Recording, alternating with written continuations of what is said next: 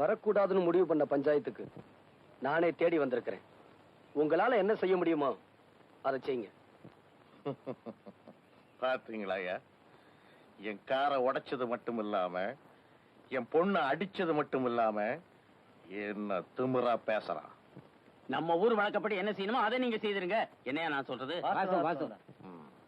ஏய், முதல்ல அவனை மரத்துல கட்டி வைக்கடா. இந்த ஊர்ல எவனும் என்னை கட்டி வச்சு அடிக்க முடியாது. நானா அடி வாங்கினாத்தான். எடுறா கைய. அவன் தயாராயிட்டான். அவனை யாரு அடிக்கணுங்கிறத நீங்க தான் முடிவு பண்ணணும். என் பொண்ணை கை நீட்டி அடிச்சிருக்கான். அதுக்காக என் பொண்ணு கையால தான் அடி வாங்கணும்.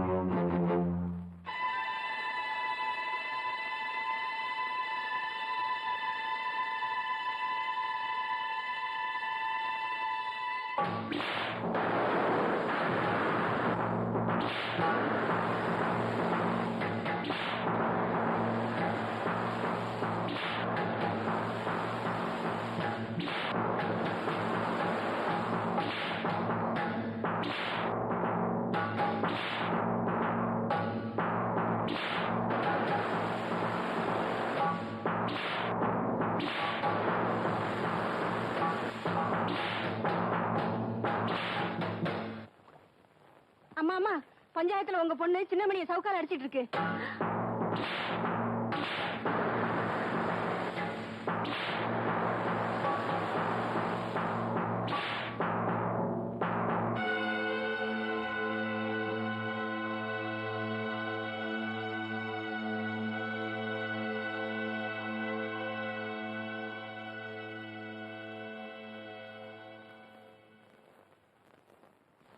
ஆத்திர அடங்கிருச்சா?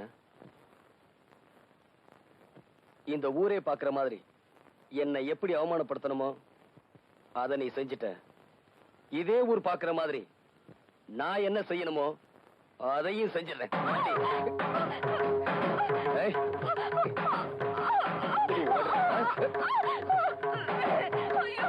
என்ன அவமானப்படுத்துற உனக்கு இது ஒரு பாடமா இருக்கு. போடி.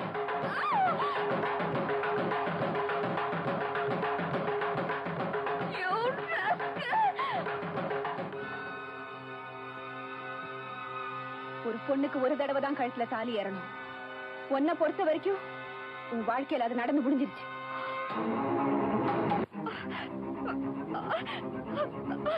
பலவந்தமாவோ பலாத்காரமாவோ இந்த தாலி என் கழுத்துல நிறுத்தி வைக்க முடியாது. இந்த தாலி எப்போ உன் கழுத்திலே இருக்கணுங்கிறதுக்காக நான் காவலும் இருக்க முடியாது. ஒரு நிமிஷம் நான் சொல்றத பொறுமையா கேளு. அதுக்கப்புறம் இந்த தாலியை கழுத்திலேயே மாட்டிக்கிறதா இல்ல கழட்டி எறியறதாங்கிறத நீயே முடிவு பண்ணிக்க. நீ நிக்கிற இந்த இடம், இந்த பங்களா, உன்னுடைய கார், நம்ம வசதிகள், இதுக்கெல்லாம் சொந்தக்காரன் யார் தெரியுமா? இந்த தாலியை உன் கழுத்துல பலவந்தமா கட்டினானே அந்த சின்ன மணிதான். நீ நினைக்கிற மாதிரி உங்க அப்பா ஒண்ணு ஒரு பரம்பரை பணக்காரர் இல்ல. இதே ஊர்ல வசதியா வாழ்ந்துகிட்டு இருந்த எங்க அண்ணன் கிட்ட கை நீட்டி சம்பளம் வாங்கிட்டு இருந்த ஒரு வேலைக்காரர் தான். அவர் எங்க அண்ணன் கிட்ட வேலை செஞ்சுக்கிட்டு இருந்தப்ப தெரிஞ்சோ தெரியாமலோ உங்க அப்பா கிட்ட நான் என் மனசை பறி கொடுத்துட்டேன். இது தெரிஞ்ச எங்க அண்ணன் எவ்வளவோ எடுத்து சொல்லி பார்த்தாரு. ஆனா நான் கேட்கல. முடிவா எங்க அண்ணன் கிட்ட நான் சொன்னேன், நீங்களா பார்த்து ஒருத்தரை கல்யாணம் செஞ்சு வச்சாலும், நானா விரும்பி ஒருத்தரை ஏத்துக்கிட்டாலும் வாழ்க்கை நடத்த போறவன் நான் தானேன்னு சொன்னேன். அதுக்கப்புறம் அவர் ஒரு வார்த்தை கூட என்கிட்ட பேசல. அடுத்த வாரமே உங்க அப்பா கட்டின தாலி என் கழுத்துல ஏறிச்சு. ஆனா கல்யாணமான ஒரு மாசத்துக்கு அப்புறம் தான் உங்க அப்பாவுடைய சுயரூபமே எனக்கு தெரிய ஆரம்பிச்சது. நீங்க எவ்வளவு சொல்லியும் கேட்காம நான் தப்பு பண்ணிட்டேன்னா உங்களை இந்த நிலைமைக்கு ஆளாக்குனதே நான் தானே. இப்போ எல்லா சொத்தையும் எழுதி வாங்கிட்டு வந்தாதான் நீ வீட்டுக்குள்ளேயே வரலான்னு என் வீட்டுக்காரர் சொல்லிட்டாரு. அதுக்கு நீ என்னம்மா சொன்ன? எங்க அண்ணன் சொத்தையெல்லாம் எழுதி வாங்கி கொடுத்துட்டு உங்க கூட வாழணுங்கிற அவசியம் கிடையாதுன்னு சொல்லிட்டு அந்த வீட்டை விட்டு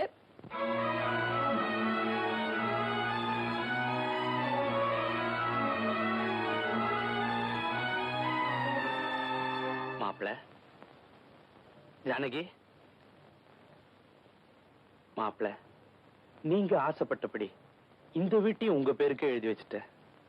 நான் ஆசைப்பட்டபடி என் தங்கச்சி கடைசி வரைக்கும் கண் கலகாம காப்பாத்துங்க. நான் எனக்காக இதெல்லாம் கேட்கல, உங்க தங்கச்சி சந்தோஷமா இருக்கணும் அதுக்காகத்தான்.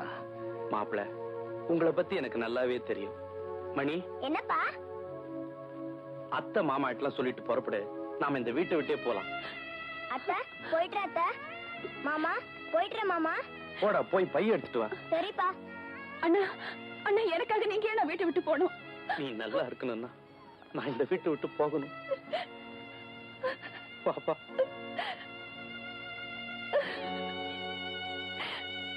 அண்ணா, வீட்டை விட்டு வெளியே போனதுக்கு அப்புறம் எவ்வளவோ வசதியா வாழ்ந்துட்டு இருந்த எங்க அண்ணன் ஒரு கூலிக்காரனை விட கேவலமா குடிசையில வாழ்ந்தார். அந்த நேரத்துல அவருக்கு வந்த சக்கரை வியாதியை குணப்படுத்த அவரால் முடியல.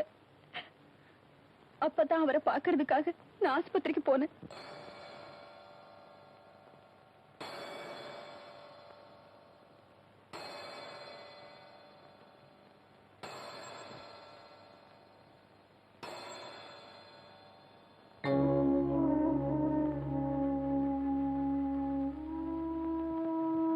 வாமா.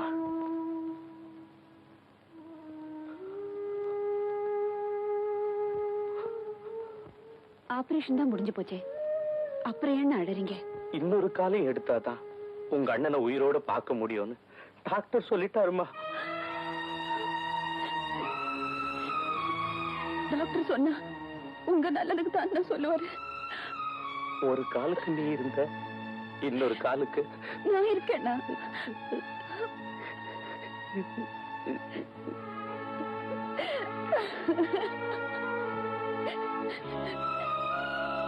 அண்ணா அண்ணா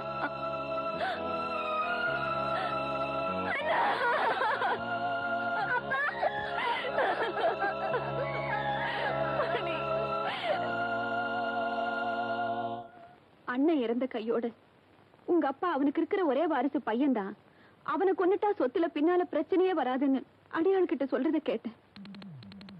எங்க அண்ணன் தான் எனக்காக சொத்து சுகமெல்லாம் இழந்துட்டாரு. எங்க அண்ணன் மகன் எதுக்காக அழியணும்னு அவனை காப்பாத்துறதுக்கு என்ன செய்யறதுனே புரியாம அவனை ஒரு பரிசல்ல வச்சு அனுப்பிச்சிட்டேன். சமயத்துக்கு உதவட்டுமேன்னு அவன் கழுத்துல ஒரு செயினையும் போட்டு வச்சேன். அந்த செயின் தான் அவனை நான் யாருன்னு அடையாளம் கண்டுக்க உதவிச்சு. உங்க அப்பா சுகர் ஃபேக்டரி கட்டி இந்த ஊருக்கு வந்தப்போ ஒரு நாள் இந்த ஊர்ல பாவான்னு ஒருத்தர் தம் பொண்ணு அம்மா வாத்தப்போ ஊமை ஆயிட்டான்னு அவளை குணப்படுத்த வைத்திய செலவுக்கு பணம் இல்லாம ஒரு செயினை எங்கிட்ட அடமானமா கொண்டு வந்து கொடுத்தாரு.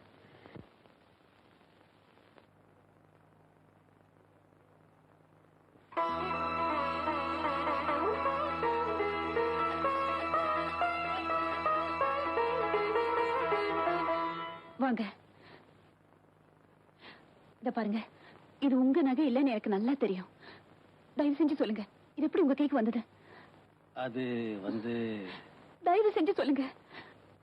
அம்மா, என் மக வைத்திய செலவுக்காக நீங்க உதவி செஞ்சீங்க, அதனால இந்த உண்மையை சொல்றேன்.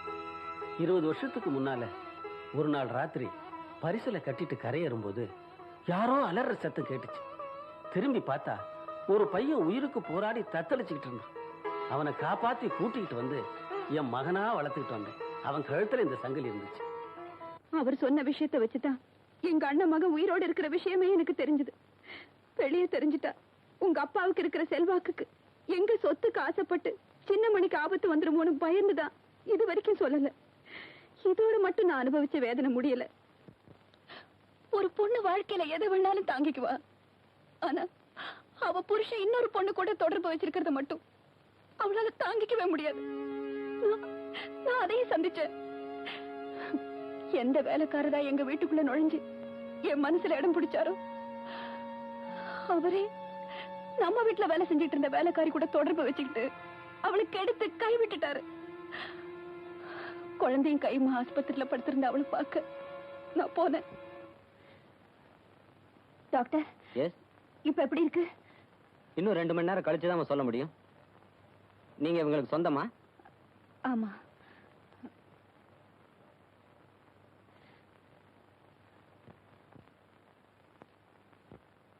டாக்டர், எஜமானி அம்மா, டாக்டர் கூப்பிடுறதுனால எந்த பிரயோஜனமும் இல்லை.